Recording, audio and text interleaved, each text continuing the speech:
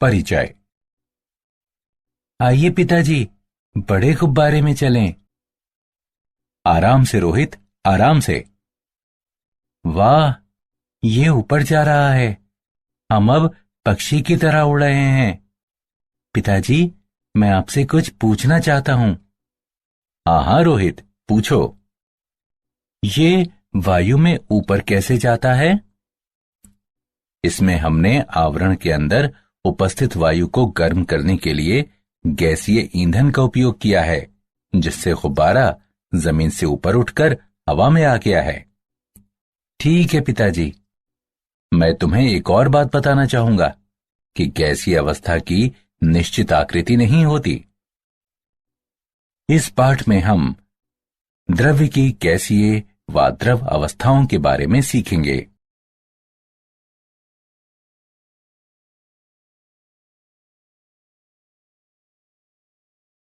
उद्देश्य। इस पाठ के अंत में आप निम्न करने में सक्षम हो जाएंगे। अंतरा अणुक बलों की व्याख्या करना, ठोस, द्रव तथा गैसीय अवस्था के मध्य अंतर स्पष्ट करना, गैसों का नियम बताना, आदर्श गैस का समीकरण बताना, डाल्टन का आंशिक दाब का नियम बताना, गैस के अणुगतिक सिद्धांत का वर्णन करना, आदर्श गैसों तथा वास्तविक गैसों के बीच अंतर करना, द्रवों के वाष्प दाब पर चर्चा करना और पृष्ठ तनाव तथा श्यानता का वर्णन करना।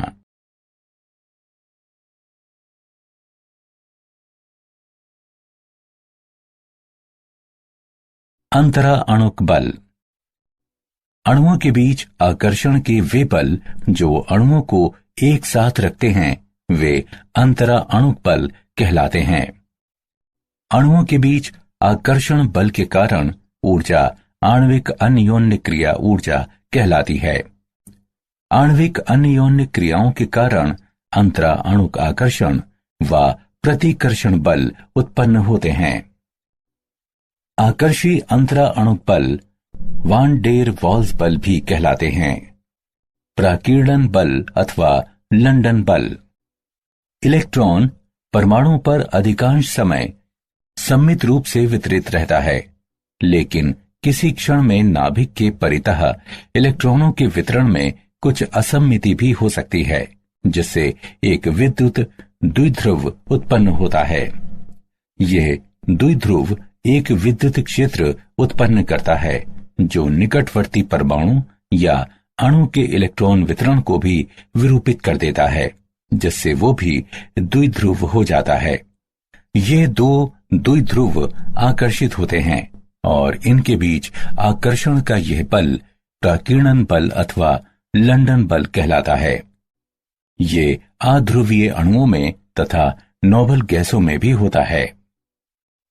उदाहरण के लिए, परमाणु का सममित वितरण है और अन्य का असममितीय वितरण है, तथा असममितिक वितरण वाला परमाणु अन्य परमाणु के इलेक्ट्रॉन वितरण को विरूपित कर देता है, जिससे आकर्षण बल उत्पन्न होता है। द्विध्रुव बल। ये ध्रुवीय अणुओं के बीच अंतरकणीय बल होते हैं। ये बल स्थायी द्विध्रुवों के विपरीत आवेशित सिरों के बीच स्थिर वैद्युत अन्योन्य क्रियाओं के कारण उत्पन्न होते हैं।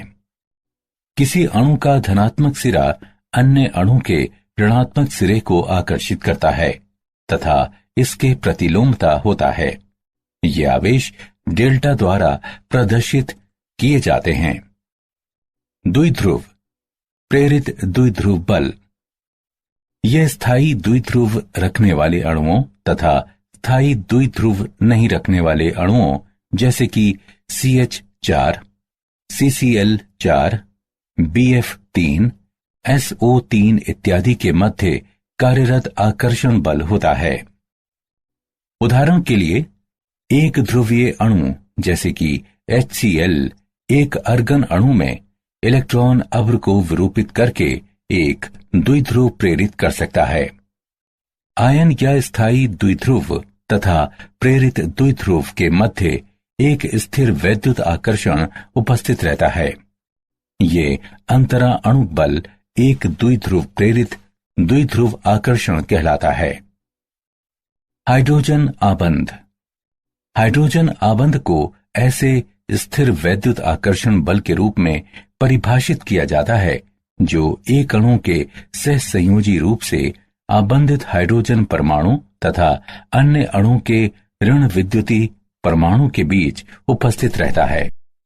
हाइड्रोजन आबंध को खंडित रेखा द्वारा प्रदर्शित किया जाता है।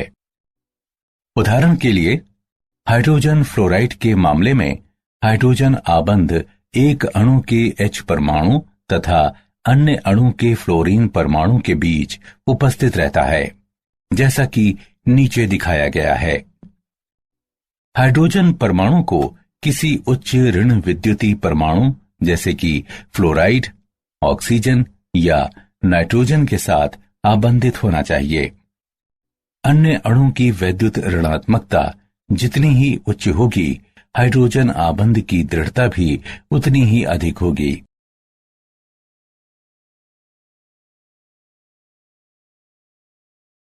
ऊष्मीय ऊर्जा। वह ऊर्जा जो अणुओं को परस्पर दूर करती है, ऊष्मीय ऊर्जा कहलाती है। इसे द्रव्य द्वारा इसके तापमान के कारण अवधारित ऊर्जा के रूप में परिभाषित किया जाता है और ये अणुओं की ऊष्मीय गति या अणुओं के संचलन की माप भी है। अंतरा आणविक बल बनाम ऊष्मीय अन्योन्य क्रियाएं। द्रव्य की तीनों अवस्थाएं वास्तव में आणविक अन्योन्य क्रिया ऊर्जा तथा ऊष्मीय ऊर्जा के बीच स्पर्धा का परिणाम है। ठोसों में आणविक अन्योन्य क्रियाएं अत्यंत प्रबल होती हैं तथा अणुओं में ऊष्मीय ऊर्जा कम होती है। द्रवों में आकर्षण बलों तथा ऊष्मीय ऊर्जा के बीच एक सूक्ष्म संतुलन निर्मित रहता है। तापमान में बढ़ोतरी ऊष्मीय ऊर्जा को और बढ़ा देती है और अंततः एक ऐसी स्थिति प्राप्त होती है जहां अणु विलक हो जाते हैं और लगभग स्वतंत्र निकायों की तरह व्यवहार करते हैं। ये अवस्था गैसीय अवस्था कहलाती है।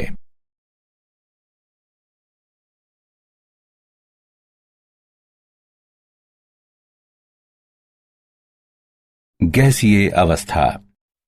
द्रव्य की वो अवस्था जिसमें द्रव्य के कणों के बीच आकर्षण के आणविक बल न्यूनतम होते हैं, गैसीय अवस्था कहलाती है।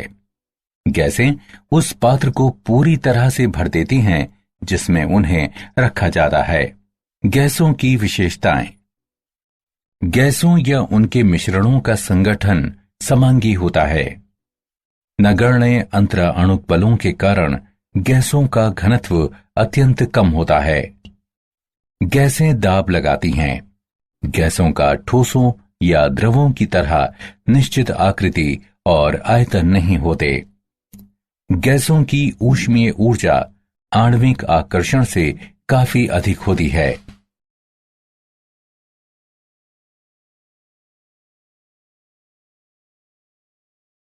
गैसों का नियम। बॉयल का नियम यानी दाब आयतन संबंध।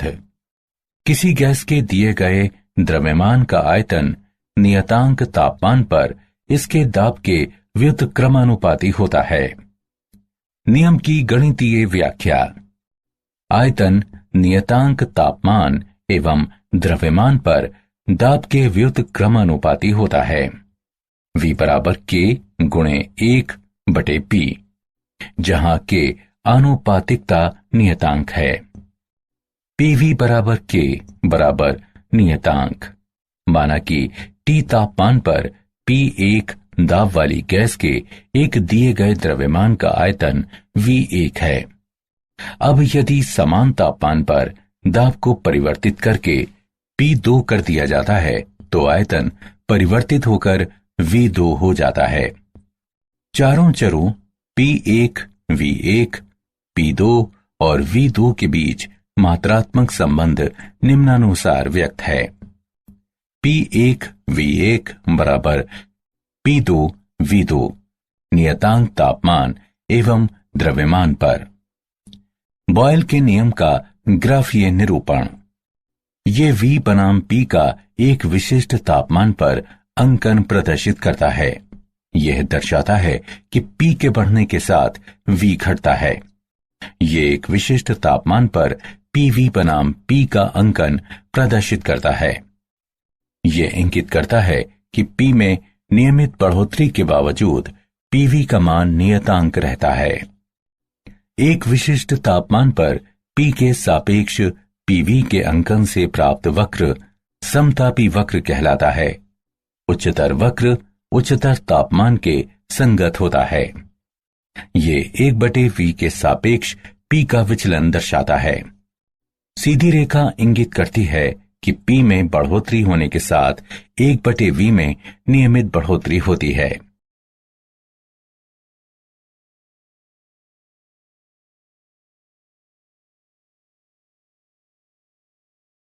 चार्ल्स का नियम, तापमान आयतन संबंध। कथन: ताप की प्रत्येक डिग्री में वृद्धि या कमी से गैस की निश्चित मात्रा के आयतन में उसके 0 डिग्री सेल्सियस ताप के आयतन से 1/273.15 की वृद्धि या कमी होती है। यदि V0 0 डिग्री सेल्सियस तापमान पर गैस की निश्चित मात्रा का आयतन है, तो V1 1 डिग्री सेल्सियस पर गैस का आयतन बराबर V0 गुणे 1/273.15। VT T डिग्री सेल्सियस पर गैस का आयतन बराबर V0 गुणे 1/T/273.15। न्यूनतम संभव ताप जिस पर सभी गैसों का आयतन 0 माना जाता है, परम शून्य कहलाता है। शून्य के इस विकल्प पर आधारित ताप मापक्रम परम ताप मापक्रम कहलाता है। ये मापक्रम केल्विन ताप मापक्रम भी कहलाता है। चार्ल्स का नियम ये भी बताता है कि नियतांक दाब पर किसी गैस की निश्चित मात्रा का आयतन केल्विन मापक्रम पर तापमान के अनुक्रमानुपाती होता है। आयतन नियतांक दाब तथा द्रव्यमान पर तापमान के अनुक्रमानुपाती होता है। V बराबर K1T, जहां K1 समानुपातिकता नियतांक है। माना कि V1 T1 तापमान तथा P दाब पर किसी गैस की निश्चित मात्रा का आयतन है। यदि दाब को नियतांक रखते हुए तापमान परिवर्तित करके T2 किया जाता है, तो आयतन परिवर्तित होकर V2 हो जाता है।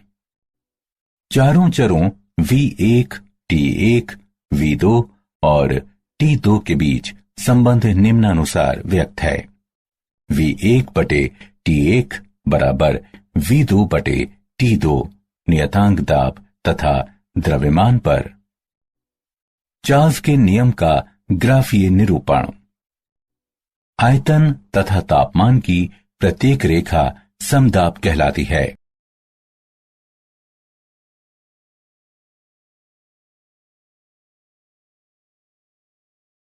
गै-लुसैक नियम, दाब ताप संबंध। यह नियम बताता है कि स्थिर आयतन पर किसी निश्चित मात्रा वाली गैस का दाब केल्विन तापमान के अनुक्रमानुपाती होता है। गणितीय रूप से दाब नियतांक आयतन तथा द्रव्यमान पर तापमान के अनुक्रमानुपाती होता है। P/T बराबर K2 नियतांक। माना कि T1 तापमान पर तथा V द्रव्यमान वाली निश्चित मात्रा वाली गैस का आयतन P1 है। अब यदि उसी आयतन पर तापमान परिवर्तित करके T2 किया जाता है, तो संगत दाब P2 हो जाता है। तब नियम के अनुसार P1/T1 बराबर P2/T2। आयतन एवं द्रव्यमान नियतांक रखते हुए गै-लुसैक के नियम का ग्राफीय निरूपण। इस ग्राफ की प्रत्येक रेखा समायतनी कहलाती है।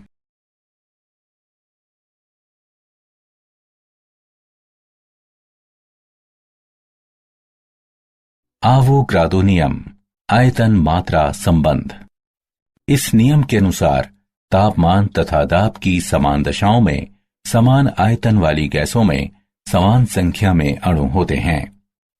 गणितीय रूप से आयतन गैसों के अणुओं की संख्या के अनुक्रमानुपाती होता है। V बराबर K3n, जहां K3 आनुपातिकता नियतांक है।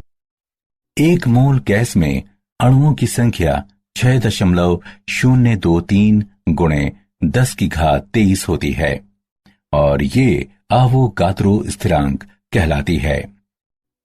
अणुओं की संख्या निम्न रूप में ज्ञात की जा सकती है। n बराबर है m/M के, जहां m बराबर अन्वेषणाधीन गैस का द्रव्यमान तथा M बराबर मोलर द्रव्यमान।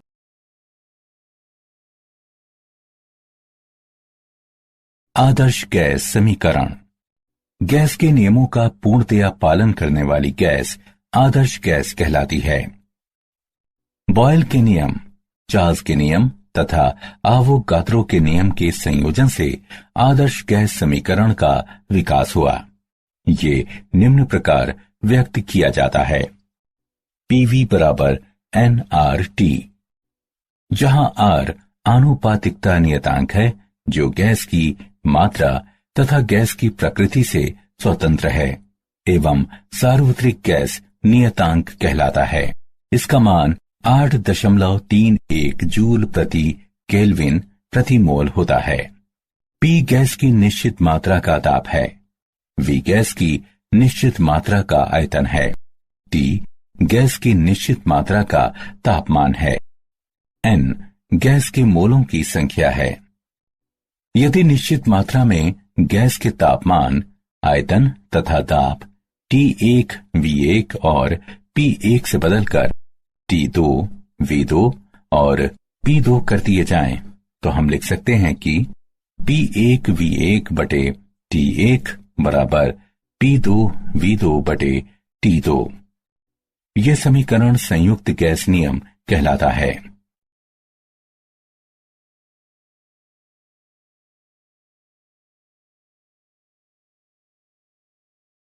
मानक तापमान तथा दाब STP।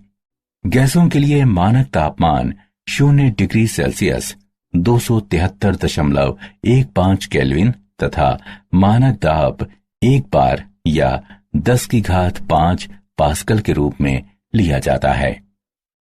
STP में किसी आदर्श गैस या आदर्श गैसों के संयोजन का मोलर आयतन 22.71098 लीटर प्रति मोल होता है। टॉर दाब मापन का एक अन्य मात्रक है। एक टॉर बराबर 133.322 पास्कल।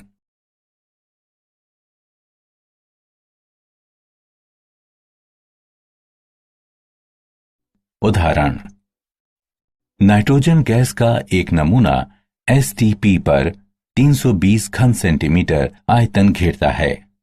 66 डिग्री सेल्सियस तथा 84,000 पास्कल दाब पर इसका आयतन आंकड़ित करें। हल दिया है। P1 बराबर 10⁵5 पास्कल, P2 बराबर 84,000 पास्कल, V1 बराबर 320 घन सेंटीमीटर, T1 बराबर 273.15 केल्विन, T2 बराबर 66 डिग्री सेल्सियस बराबर 66 धन 273.15 केल्विन बराबर 339.15 केल्विन।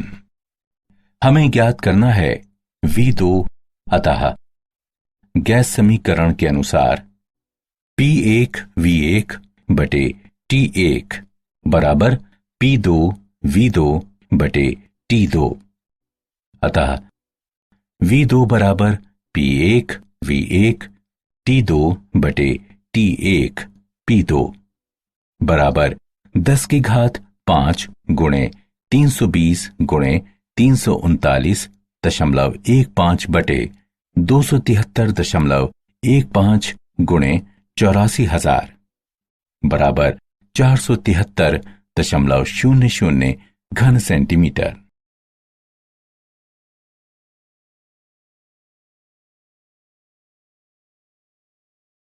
गैसीय पदार्थ का घनत्व एवं मोलर द्रव्यमान। गैस का मोलर द्रव्यमान निम्न सूत्र द्वारा ज्ञात किया जा सकता है। m बराबर d गुणे r गुणे t बटे p, जहां d बराबर m बटे v गैस का घनत्व है, m गैस का द्रव्यमान है, v गैस का आयतन है, r सार्वत्रिक गैस नियतांक है, t गैस का तापमान है, p गैस का दाब है।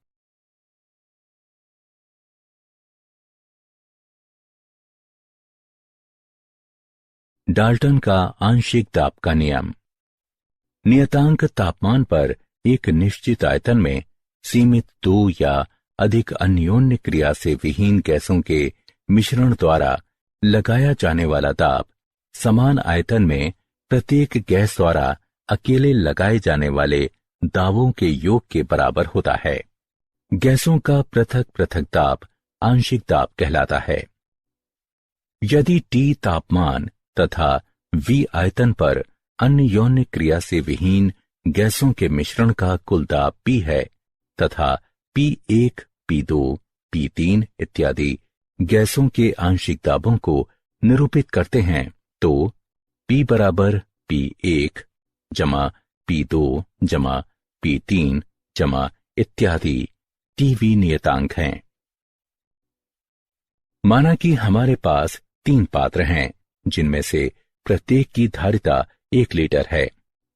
एक में नाइट्रोजन के X मोल हैं, दूसरे में ऑक्सीजन के Y मोल हैं और तीसरे में नाइट्रोजन के X मोलों तथा ऑक्सीजन के Y मोलों का मिश्रण है। सभी तीनों पात्रों को समान तापमान पर रखा गया है। अब यदि प्रथम पात्र से जोड़ा गया मैनोमीटर P1 दाब प्रदर्शित करता है तथा द्वितीय पात्र से जोड़ा गया मैनोमीटर P2 दाब प्रदर्शित करता है, तो तीसरे पात्र में दाब P1 जमा P2 होगा। जल वाष्प का दाब किसी विशिष्ट तापमान पर नियतांक होता है और ये उस तापमान पर जलीय तनाव के रूप में जाना जाता है। शुष्क गैस के दाब की गणना कुल दाब से जलीय तनाव को घटाते हुए की जा सकती है। P शुष्क गैस बराबर P माइनस जलीय तनाव। मोल अंश के रूप में आंशिक दाब। मोल अंश घटक के मोलों की संख्या का मोलों की कुल संख्या से अनुपात होता है। T तापमान पर V आयतन के एक पात्र में Pa और Pb क्रमिक आंशिक दाबों के साथ दो गैसों A और B के एक मिश्रण पर विचार करें। तब Pa बराबर NaRT बटे V, Pb बराबर NbRT बटे V। गैस A और B के आंशिक दाब को निम्नानुसार व्यक्त किया जा सकता है। Pa बराबर XA गुणे P, Pb बराबर XB गुणे P, जहां P कुल दाब XA और XB गैसों A और B के मोल अंश हैं। अतः किसी मिश्रण में गैस का आंशिक दाब इसके मोल अंश तथा मिश्रण के कुल दाब के गुणनफल के बराबर होता है।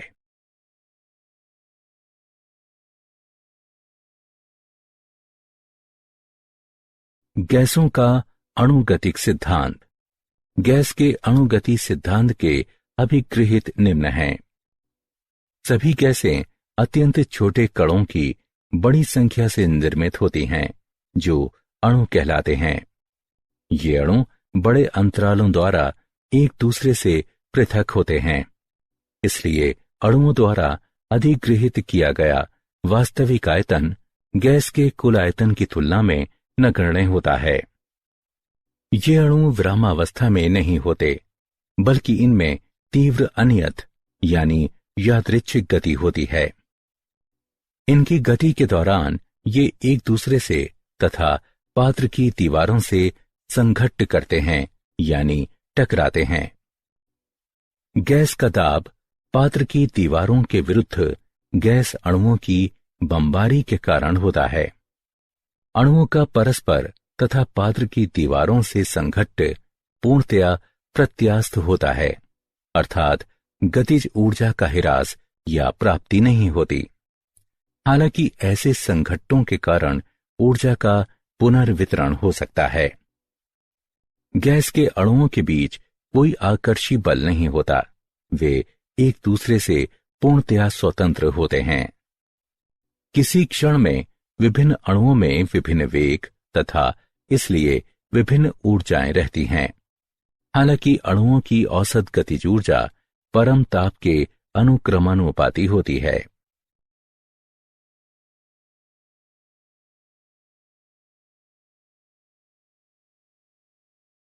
वास्तविक गैसों का व्यवहार, आदर्श गैस व्यवहार से विचलन।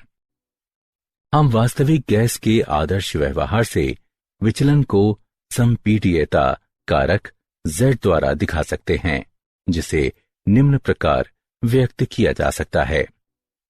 Z बराबर PV बटे nRT। आदर्श गैस की स्थिति में PV बराबर nRT, अतः Z बराबर 1। वास्तविक गैस की स्थिति में PV Z nRT के बराबर नहीं है, अतः Z 1 के बराबर नहीं है। अतः वास्तविक गैस की स्थिति में Z का मान 1 से कम या 1 से अधिक हो सकता है। जब Z 1 से कम होता है तो इसका अर्थ ऋणात्मक विचलन से होता है। इसका आशय है कि गैस आदर्श व्यवहार की अपेक्षा से अधिक संपीडनीय है। जब Z 1 से अधिक होता है तो इसका आशय धनात्मक विचलन से होता है। इसका आशय है कि गैस आदर्श व्यवहार की अपेक्षा से कम संपीडनीय है। आदर्श व्यवहार से विचलन के कारक गैस के अणुगतिक सिद्धांत की दो दोषपूर्ण कल्पनाओं के कारण होता है, जो निम्न हैं। गैस के अणुओं का आयतन गैस द्वारा घेरे गए आयतन की तुलना में नगण्य होता है।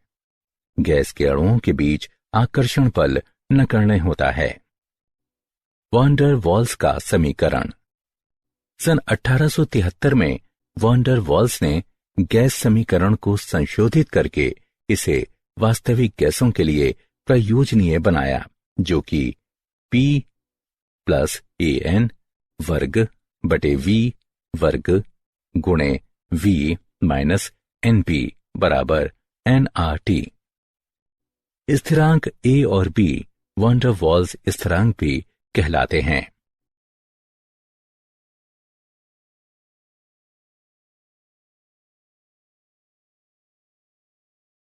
गैसों का द्रवीकरण। तापमान में कमी तथा दाब में बढ़ोतरी करते हुए गैस का द्रवीकरण किया जा सकता है। क्रांतिक ताप की अवधारणा। 13.1 डिग्री सेल्सियस के निम्न तापमान पर गैस की अवस्था में रहती है। निम्न दाब पर, जिसे बिंदु A द्वारा दिखाया गया है। दाब में बढ़ोतरी किए जाने पर गैस का आयतन वक्र AB पर घटता है। बिंदु B पर द्रवीकरण आरंभ हो जाता है, अतः रेखा BC के अनुदेश आयतन तेजी से गिरता है। बिंदु C पर द्रवीकरण पूर्ण हो जाता है।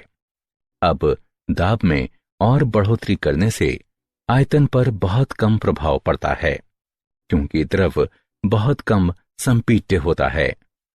इसलिए एक ढाल वक्र CD प्राप्त किया जाता है। अतः भाग AB के अनुदेश कार्बन डाइऑक्साइड केवल गैस के रूप में रहती है। भाग CD के अनुदेश केवल द्रव अवस्था में रहती है तथा भाग BC के अनुदेश द्रव और वाष्प एक दूसरे के साथ साम्यावस्था में रहते हैं। 21.5 डिग्री सेल्सियस पर समदाब EFGH 13.1 डिग्री सेल्सियस के समान रहता है, सिवाय क्षैतिजिक भाग के जहां द्रवीकरण कम होता है। 31.1 डिग्री सेल्सियस के ऊपर समदाबी रेखाओं में क्षैतिजिक भाग पूर्णतया अदृश्य हो जाता है। ये दर्शाता है कि 31.1 डिग्री सेल्सियस के ऊपर गैस का द्रवीकरण नहीं होता, चाहे कितना उच्च ताप लगाया गया हो। बिंदु X क्रांतिक बिंदु कहलाता है तथा बिंदु X के संगत ताप क्रांतिक ताप कहलाता है। गैस का क्रांतिक ताप उस तापमान के रूप में परिभाषित किया जा सकता है जिसके ऊपर इसे दाब का प्रयोग करते हुए द्रवीकृत नहीं किया जा सकता। क्रांतिक ताप पर गैस को द्रवीकृत करने के लिए आवश्यक दाब क्रांतिक दाब कहलाता है। क्रांतिक ताप और क्रांतिक दाब पर गैस के एक मोल का आयतन क्रांतिक आयतन कहलाता है।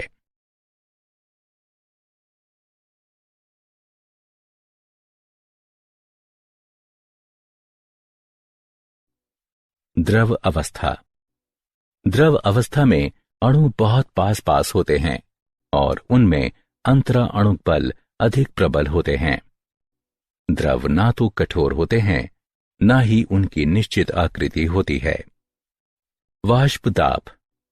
द्रवों की वाष्प में परस्पर तथा पात्र की दीवारों से संघट्ट होते हैं और वो दाब लगाती है। वाष्प द्वारा पात्र की दीवारों पर लगाया जाने वाला दाब वाष्प दाब कहलाता है। वाष्प दाब तापमान के अनुक्रमानुपाती होता है। ये द्रव की मात्रा से स्वतंत्र होता है।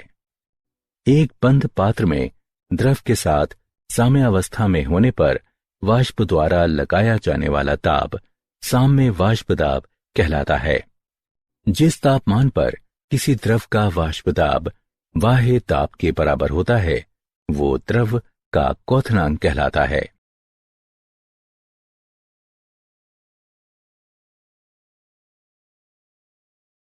पृष्ठ तनाव। द्रव के एक पुंज में अणु सभी दिशाओं में निकटवर्ती अणुओं से एक समान आकर्षण बल का अनुभव करता है। इसलिए ऐसे अणु पर कार्य करने वाले आकर्षण का नेट बल प्रायः शून्य हो जाता है। हालांकि द्रव के पृष्ठ पर उपस्थिति अणु के ऊपर कोई अणु नहीं होते जो उसे आकर्षित कर सकें। ये द्रव के पृष्ठ पर आकर्षण का असंतुलन निर्मित कर देता है। परिणाम स्वरूप पृष्ठ पर के अणु द्रव के अंदर की ओर आकर्षण बल का अनुभव करते हैं। किसी समतल पृष्ठ पर पृष्ठ के समानांतर तथा पृष्ठ पर कहीं भी खींची गई एक रेखा की एकांक लंबाई पर लगने वाले लंबवत बल को पृष्ठ तनाव कहते हैं। इसे गामा द्वारा प्रदर्शित किया जाता है और इसका मात्रक डाइन प्रति सेंटीमीटर या न्यूटन प्रति मीटर होता है। द्रव का पृष्ठीय क्षेत्रफल बढ़ाने के लिए अंदर की ओर आकर्षण के सापेक्ष कुछ ऊर्जा आपूर्ति की जाती है। किसी द्रव की सतह में एकांक वृद्धि के लिए आवश्यक ये ऊर्जा पृष्ठीय ऊर्जा कहलाती है। अतः पृष्ठीय ऊर्जा वो आवश्यक ऊर्जा या कार्य होता है जो द्रव का एकांक पृष्ठीय क्षेत्रफल बढ़ाने के लिए आवश्यक होता है। इसे J/m वर्ग या न्यूटन प्रति मीटर में व्यक्त किया जाता है।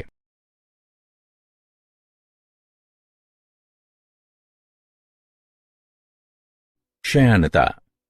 क्षयानता का अर्थ प्रवाह के प्रति प्रतिरोध से है। ये एक सुस्थापित तथ्य है कि कुछ द्रव जैसे कि शहद, कैस्टर ऑयल, ग्लिसरीन इत्यादि धीमी गति से प्रवाहित होते हैं, जबकि कुछ अन्य द्रव जैसे कि पानी, एथेनॉल इत्यादि तेजी से प्रवाहित होते हैं। इसका अर्थ है कि प्रत्येक द्रव में प्रवाह के प्रति कुछ आंतरिक प्रतिरोध रहता है जो क्षयानता या विसक्सिता कहा जाता है। मंद गति से प्रवाहित होने वाले द्रव तीव्र गति से प्रवाहित होने वाले द्रवों की अपेक्षा अधिक क्षयान माने जाते हैं। प्रत्येक A वर्ग सेंटीमीटर क्षेत्रफल वाली x सेंटीमीटर दूरी से पृथक तथा न्यू सेंटीमीटर प्रति सेकंड वेग अंतर वाली दो बेलनाकार परतों के बीच नेट घर्षण बल यानी F निम्न रूप में व्यक्त है। F बराबर ईटा A न्यू बटे x, जहां ईटा श्यानता गुणांक है। अब यदि A बराबर 1 वर्ग सेंटीमीटर, न्यू बराबर 1 सेंटीमीटर प्रति सेकंड तथा x बराबर 1 सेंटीमीटर, तो F बराबर ईटा। अतः श्यानता गुणांक को उस घर्षण बल के रूप में परिभाषित किया जा सकता है जो 1 सेंटीमीटर की दूरी और 1 वर्ग सेंटीमीटर क्षेत्रफल वाली दो समानांतर परतों के बीच 1 सेंटीमीटर प्रति सेकंड का वेग अंतर बनाए रखने के लिए आवश्यक होता है। श्यानता का SI मात्रक न्यूटन सेकंड प्रति मीटर वर्ग सेकंड या 1 पॉइस होता है।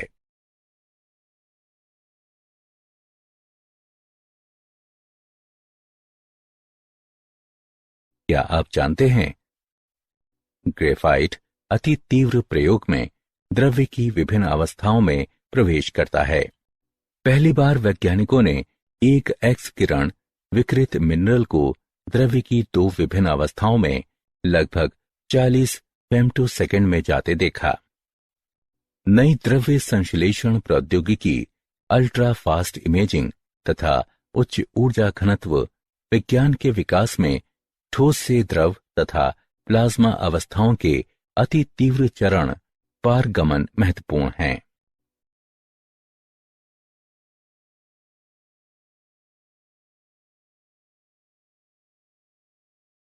सारांश। आइए हमने जो कुछ सीखा है उसे संक्षेप में दोहराएं। अणुओं के बीच आकर्षण के वे बल जो अणुओं को एक साथ रखते हैं वे अंतरा अणु बल कहलाते हैं। हाइड्रोजन आबंध को ऐसे स्थिर वैद्युत आकर्षण बल के रूप में परिभाषित किया जाता है जो एक अणु के सहसंयोजी रूप से आबंधित हाइड्रोजन परमाणु तथा अन्य अणु के ऋण विद्युतीय परमाणु के बीच उपस्थित रहता है। वह ऊर्जा जो अणुओं को परस्पर दूर करती है ऊष्मीय ऊर्जा कहलाती है। बॉयल का नियम कहता है कि किसी गैस के दिए गए द्रव्यमान का आयतन नियतांक तापमान पर इसके दाब के व्युत्क्रमानुपाती होता है। PV बराबर K नियतांक। चार्ल्स का नियम कहता है कि नियतांक दाब पर किसी गैस की निश्चित मात्रा का आयतन केल्विन मापक्रम पर तापमान के अनुक्रमानुपाती होता है। V/T बराबर K1 नियतांक।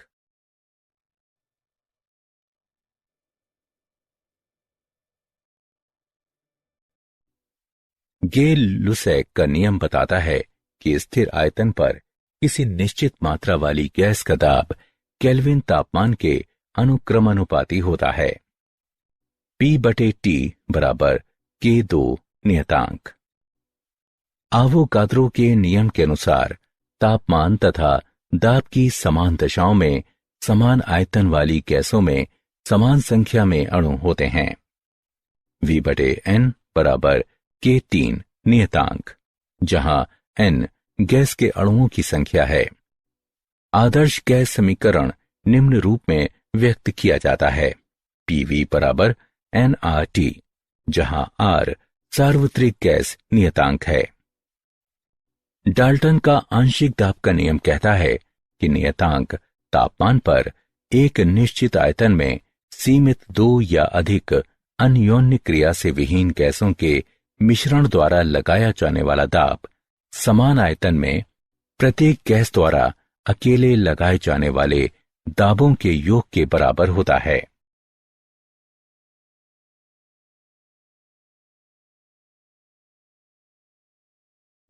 तापमान में कमी तथा दाब में बढ़ोतरी करते हुए गैस का द्रवीकरण किया जा सकता है। वाष्प द्वारा पात्र की दीवारों पर लगाया जाने वाला दाब वाष्प दाब कहलाता है।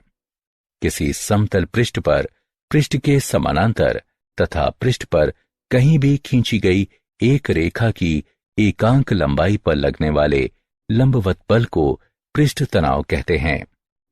इसे गामा द्वारा प्रदर्शित किया जाता है और इसका मात्रक डाइन प्रति सेंटीमीटर या न्यूटन प्रति मीटर होता है।